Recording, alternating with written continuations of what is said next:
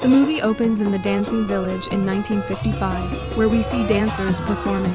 The village elder offers these dancers for selection to the ruler of the region and the forest to save the village from impending doom. One by one, the dancers start to fall, covered with white cloths, and are taken away. In the end, only a dancer survives, and the elder approaches her.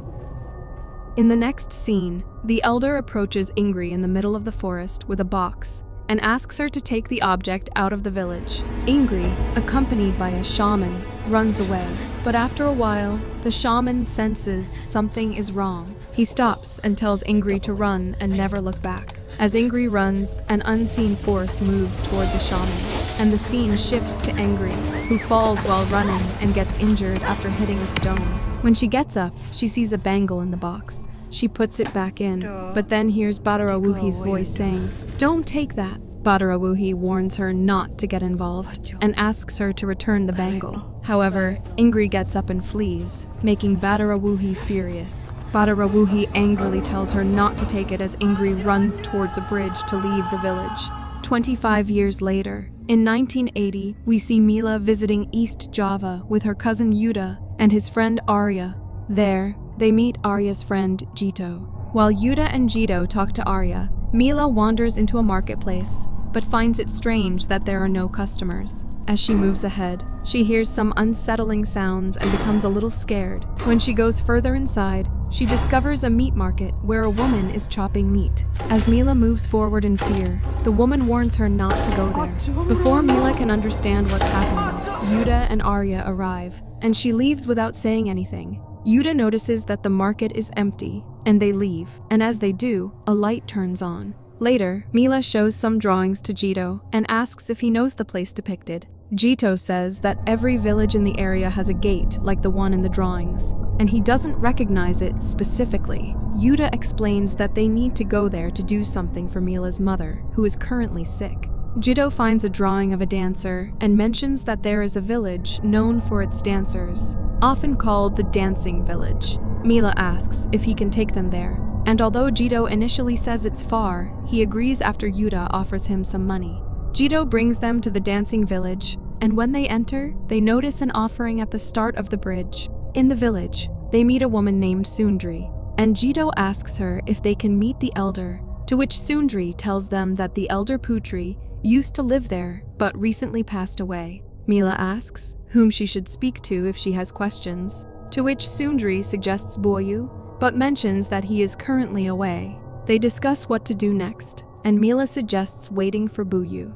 Yuda asks Sundri if they can stay in the village until Boyu returns, to which Sundri says they can stay at the guard post, and they agree to it. Once at the guard post, Yuda tells Mila that he doesn't think she can sleep there. He approaches a woman named Rati, introduces himself, and explains that they are the ones staying at the guard post. He asks her if it would be okay for his sister Mila to stay in her house. He also tries to offer her some money, but Rati refuses, saying he doesn't need to, and that she will gladly let Mila stay in her house. Rati brings Mila to her house and requests her to be quiet during her stay, as her mother Gianti is ill. Rati then enters her room, and Mila notices a photograph on display. Rati returns with a clean cloth for Mila and invites her to rest in her room if she wishes. Later that night, a few people enter the village, causing the lamps to go out. The lamp at the guard post also goes dark, and when Yuda notices this, he tries to fix it. As he does, a figure approaches him, but as soon as the lamp is lit again, the figure vanishes. Meanwhile, Mila wakes up to drink water, and as she does, the door to Rati's room creaks open, and she hears a female voice singing a song. Perplexed, Mila moves towards the room and sees Gianti, visibly scared. Suddenly, a gong rings, the lamp goes out, and the door opens further. To Mila's shock, she sees Badarawuhi standing there, saying she has been waiting for her for so long. The door then slams shut in her face, and the lamp lights up again on its own. The next morning, Mila asks Rati about her mother's illness, but before Ratish can respond, her mother starts coughing, prompting Ratish to rush into her room. As Mila observes, she sees Rati's mother in a distressed state, looking fearfully at a corner of the room. However, Mila doesn't see anyone else there. Later, Mila tells Rati that her mother Ingrid is experiencing the same condition as Rati's mother. In a flashback, we see a shaman being brought to Mila's house by her aunt because the doctors cannot explain Ingrid's condition. The shaman hands Mila some drawings and explains that her mother brought an item that she shouldn't have. When Mila asks which item, the shaman points to a wardrobe. Mila opens the wardrobe and finds a box inside, and within the box is a bangle. The shaman explains that this item came from a faraway village at the easternmost tip of the island of Java and advises her to return it to help her mother recover. Rati tells Mila that her mother has been in that condition for over a week. Mila shows her the drawings and the bangle, explaining that her purpose is to return it to its owner so that her mother can get better. Rati carefully examines the drawing and identifies the location as Tapak Tilas, but mentions that no one can go there.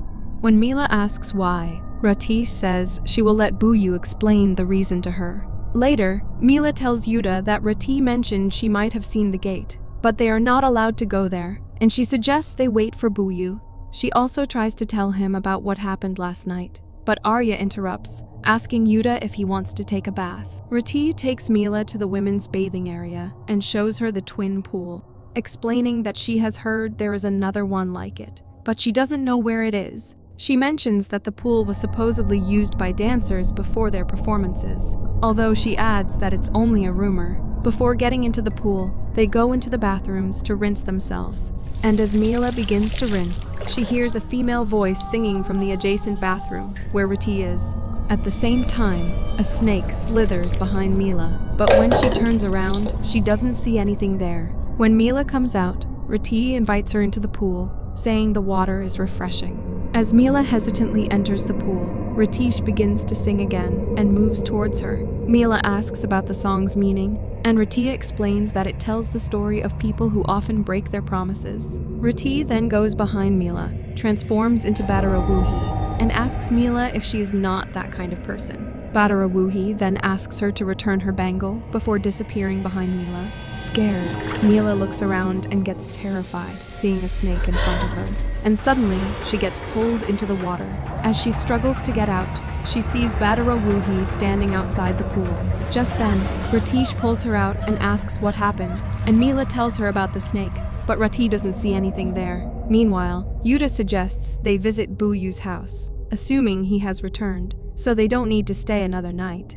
However, they soon realize they have wandered into a graveyard, and recognizing they have taken a wrong turn, they decide to leave quickly. They then reach Buyu's house, where they encounter a boy named Prabhu, who informs them that Buyu has not returned yet. Disappointed, the three of them start to leave, but Prabhu follows them and shares a local legend that it is said that Buyu can turn into a black dog. Skeptical, they don't believe him, and they leave, dismissing Prabhu's story as a mere tale. Later, Mila tells Yuda that she saw snakes while taking a bath, but they suddenly disappeared. Jito mentions the boy they met, who told them a crazy story, and says Arya believed it. Arya explains that they saw graves covered by black cloth, heard about a human that can turn into a dog, and noted that the village is in the middle of the forest. He asks if they don't think there is something wrong with this village. Yuda asks Mila if they should just go home. Rati arrives and asks Mila if she isn't going to return the item,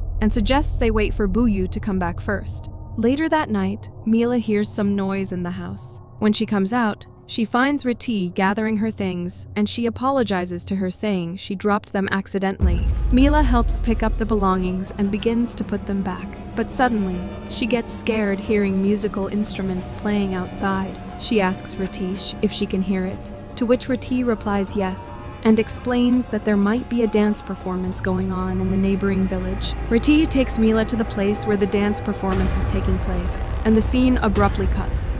The next morning, when Yuda and others visit Rati's house, they find that there is no one there, and when Yuda checks the box, he finds that the bangle is missing. They then hear Rati's mom crying in pain in her room, and when Jito opens the door to check, they are shocked to see Rati's mother's condition.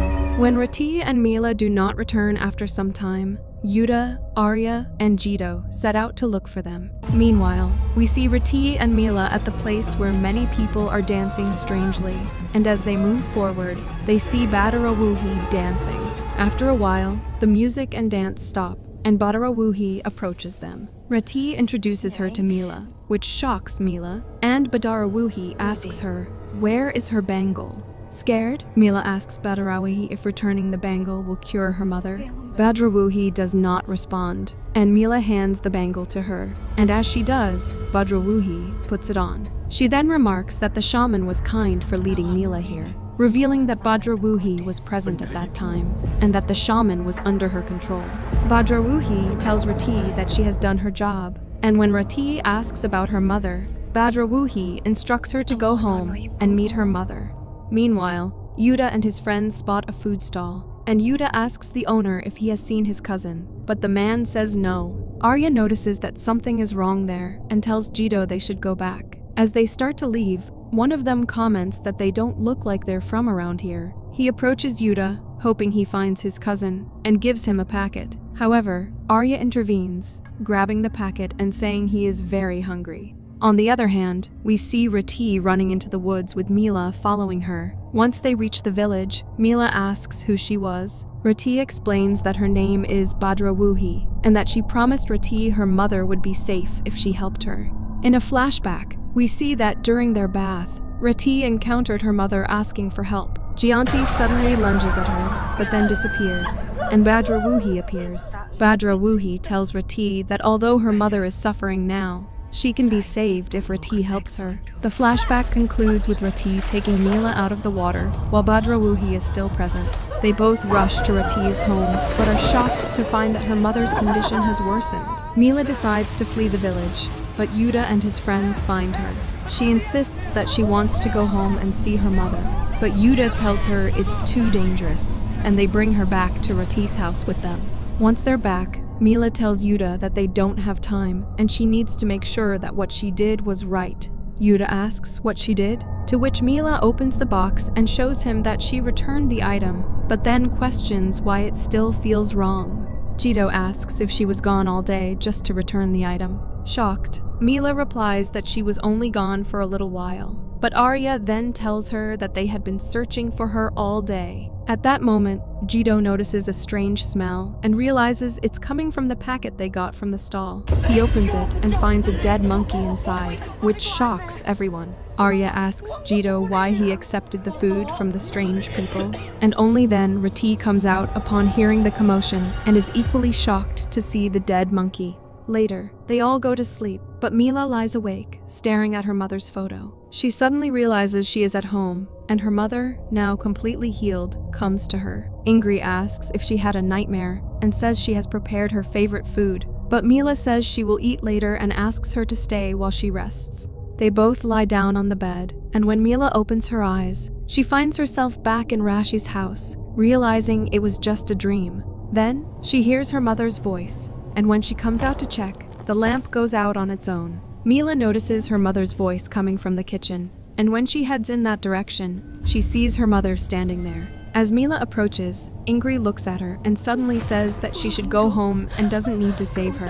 Ingrid warns Mila that she doesn't know what she is about to face and advises her not to give in to any of Badarawuhi's persuasion. Suddenly, they hear the sound of anklet bells, and Ingrid tells Mila that Badarawuhi has seen her and that she can't stay long. Just then, something terrible happens to Ingrid. She is lifted into the air and then thrown onto the table.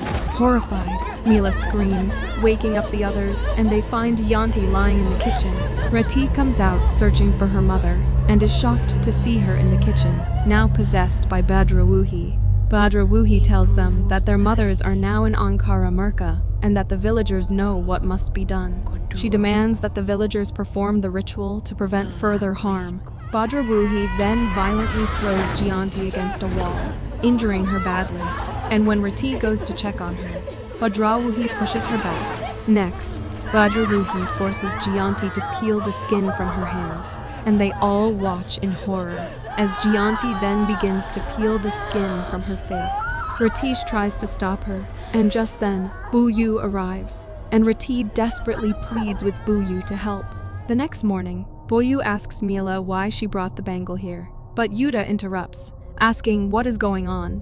Buyu explains that before she died, Mila's grandmother had instructed him to find her mother. He came to Ingrid's house, but it was too late because Badarawuhi had already reached her. Buyu reveals that Angry is Putri's only child and that her grandmother died from the heavy burden of the village's tradition. She wanted to protect her mother and the entire village. Mila asks, "Protect them from what?" In a flashback, we learn that Gianti and her twin Santika were chosen dancers, and since Gianti's aura attracted supernatural beings, Santika didn't want her to be chosen as the dancer. Despite knowing the risk, Buyu and Putri decided to replace Gianti with her twin Santika on the night of the ritual to deceive Badarawuhi, so the village could be freed from her slavery. He explains that on the night of the ritual, the fates of the twins were switched. Gianti, who was supposed to be the chosen dancer, was replaced by Santika. They had to do this to deceive Badarawuhi and take the bangle out of the village. Santika's sacrifice caused great pain, especially to Gianti, but because of it, the village was able to be freed from Badarawuhi's clutches. Badarawuhi could not choose a dancer for 25 years, and during all that time, Putri endured the pain as a result of her decision. Mila says it was wrong for her to come here, and Rati also asks for forgiveness, admitting this is all her fault. She then asks, "But what about her mother now?" Buyu goes into Gianti's room to perform a ritual, telling them that no one should enter while he is inside. They fall asleep while waiting outside, and around 2:30 in the night, Yuta wakes up to the sound of someone knocking on the door. As he is about to open it, Buyu stops him, saying, "You never know what's behind it." He then opens the door himself and steps outside, closing it behind him. Outside, he encounters a demon, and then many other demons appear behind it. The next morning, they find a dead cow outside, and when Buyu investigates further, he discovers dead chickens and realizes that all the livestock in the village has died. After this, he sees that all the crops in the village have also been destroyed.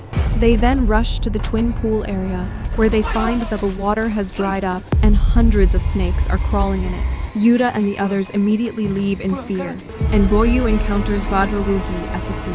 Later, Mila insists on making sure the villagers perform the ritual, but Yuta says she doesn't need to, and that they should go home now.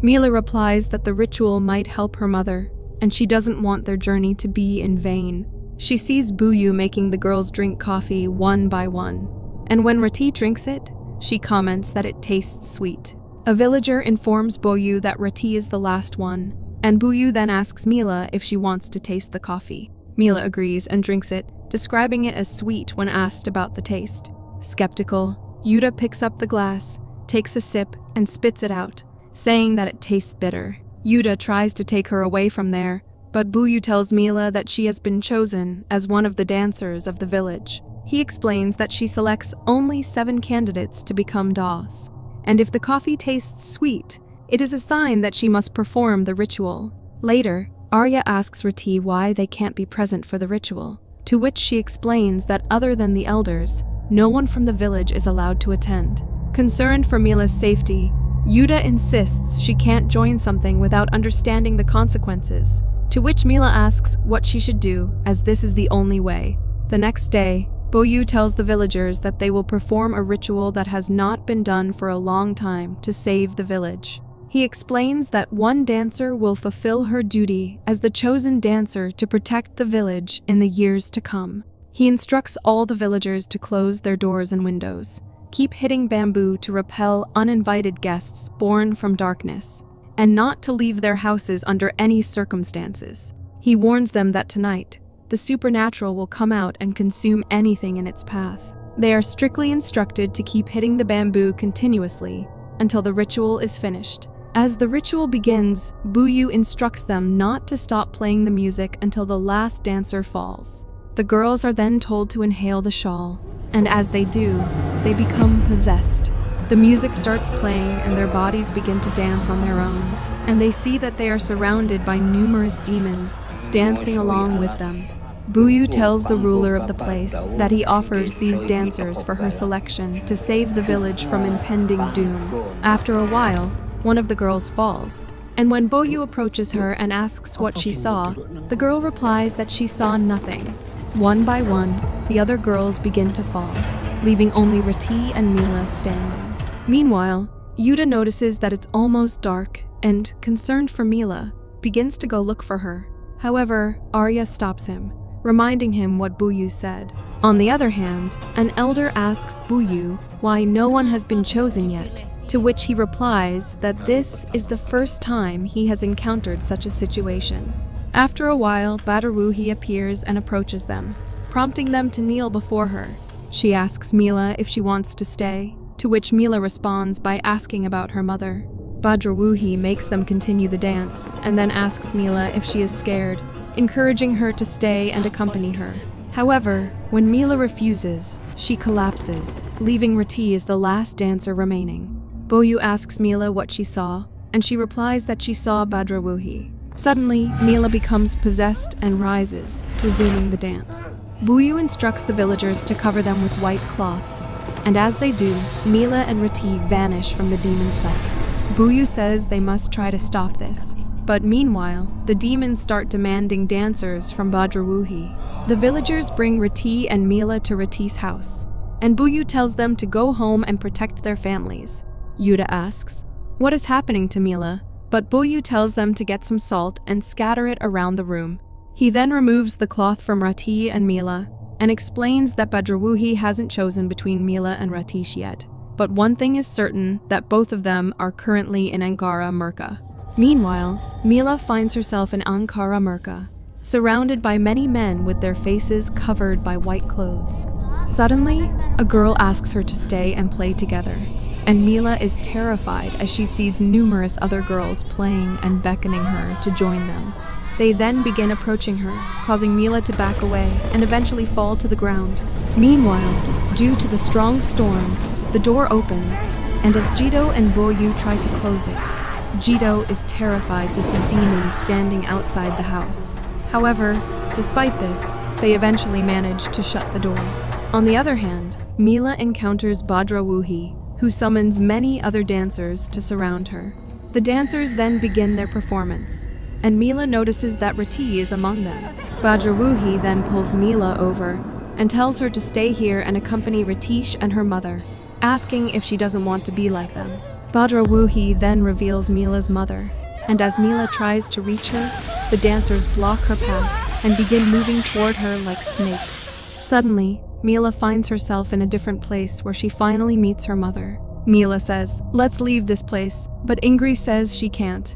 Ingrid tells Mila to go home, expressing that she doesn't want her to be part of this.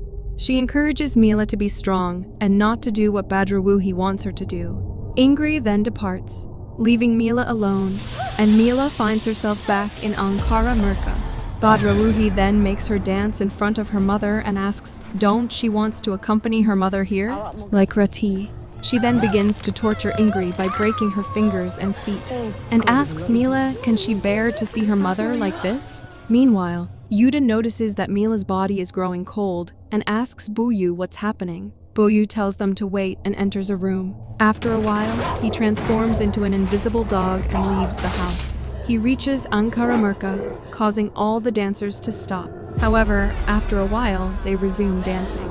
Soon after, Badarawuhi loses control over Mila, and Mila rushes to her mother, which causes Mila to wake up in the real world. After a while, when Buyu returns home, they discover that Rati is dead, and when he rushes to Jayanti's room, Buyu finds her dead as well. The next day, as they are leaving the village, Buyu tells Mila that she is the only dancer who returned from Ankara Murka. Mila explains that she was able to come back because of her mother, and Yuda then takes her away from the village. When they reach home, they find that Ingrid is also dead, and while burying Rati and Jayanti, an elder asks Buyu what should they do after this, to which he says he is not sure, but one thing is for sure, that there should not be any more victims.